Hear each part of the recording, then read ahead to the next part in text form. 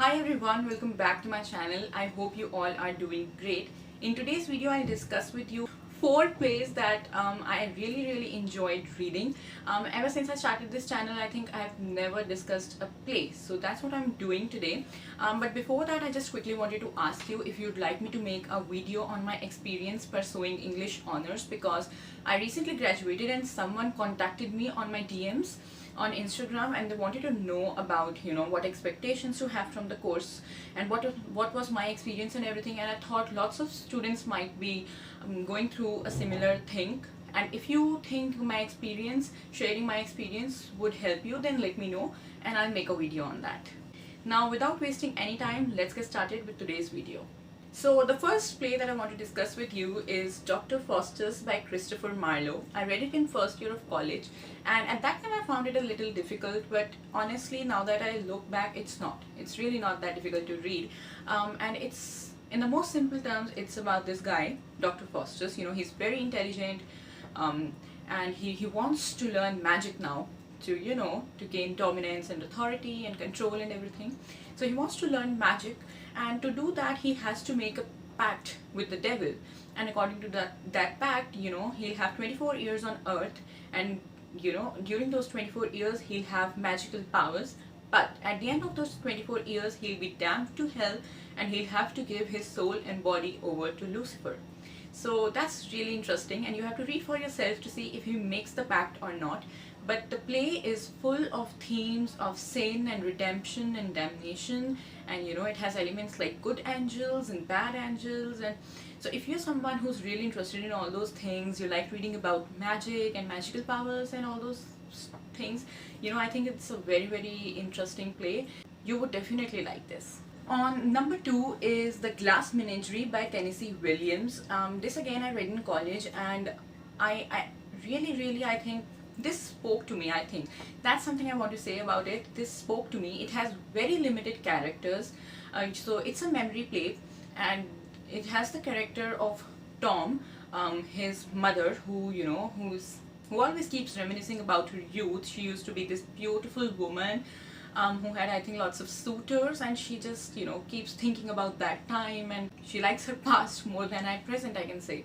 And then he has his sister Laura, who has a limp in her leg, and she's very underconfident and shy. And the glass menagerie actually belongs to Laura. So those are like small little glass animals that are very fragile, and I think that represents the fragility of Laura herself. But I think I'd also read it as the fragile relationships between the family members.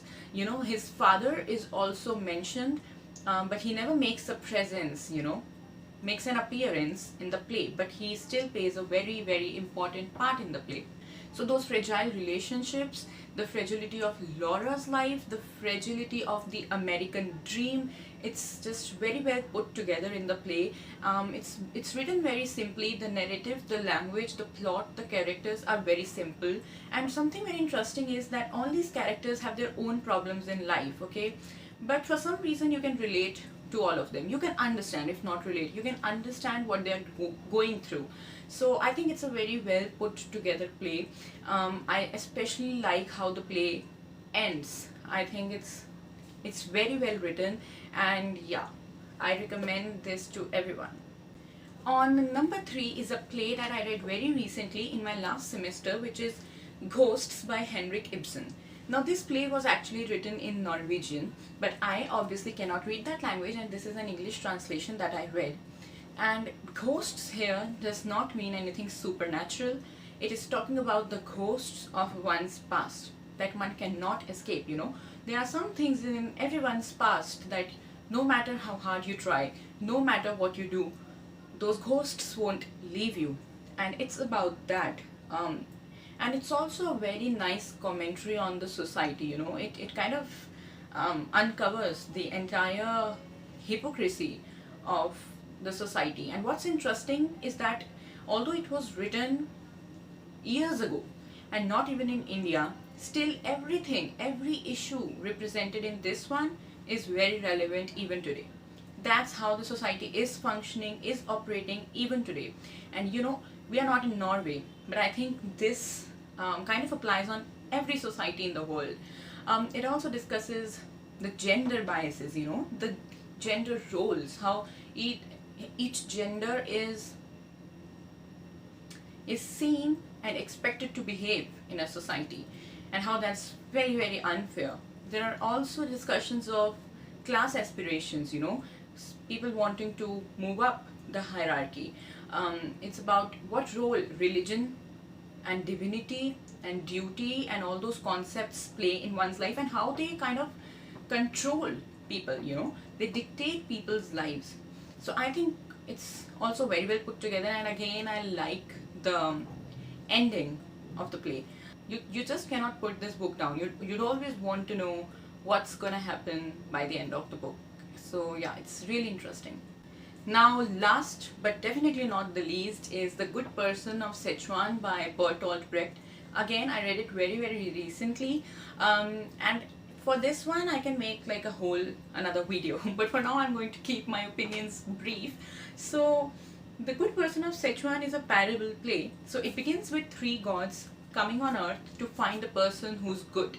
Now there's a play on the word good itself, it has a dual meaning. Good as in morally and ethically good, but good also as in a commodity. So this reminds me of a very interesting concept that our teacher discussed with us, which is commodity fetishism, which basically means that, in a capitalist society, values and ethics and morals and everything of that sort can also be traded, they are also commodified and traded in a capitalist world. So I just find that very interesting, and it's very well represented in this book. But the book also discusses in great depth the gender question. So the protagonist Shente keeps shifting into Shuita, her male cousin, who obviously doesn't exist. She becomes Shuita, she keeps becoming Shuita and then back to Shente throughout the play. And through those transitions, we can actually see how the society kind of treats women, how a woman fares in society versus how a man fares in a society. And then there's also discussions on how, it's almost impossible to be good, morally good, and also be successful. It tells us how the society functions is that you have to become mean, you have to trample over some other people to achieve your own ends. It kind of, it almost feels like the author has picked up the underlying follies of the society, and he has put them in your face, if I'm making sense. And you're actually forced to question certain things that we take for granted, we don't think about, I think. So it's a very interesting take on those things. And then again, it begins with gods, and the play's take on God, that's, I think, brilliant. And if nothing else, you have to read the book for that itself. Really, it's very interesting, so trust me and go for this one. So those were pretty much all the plays that I wanted to discuss in today's video. If you liked this video, please make sure you hit the thumbs up button, and if you want to see more from me, you can always subscribe to my channel. The button is right below. Subscribe to my channel and hit the bell icon, so whenever I'll be posting any video, you will be notified. You can also follow me on my Instagram. My Instagram handle will be mentioned here on the screen, and the link to reach my profile is always mentioned in the description. So you can go there, click on that, reach my profile and follow me. If there's any other topic you want me to make a video on, then let me know in the comments and I'll make sure I do that. I'll see you in my next video. Bye!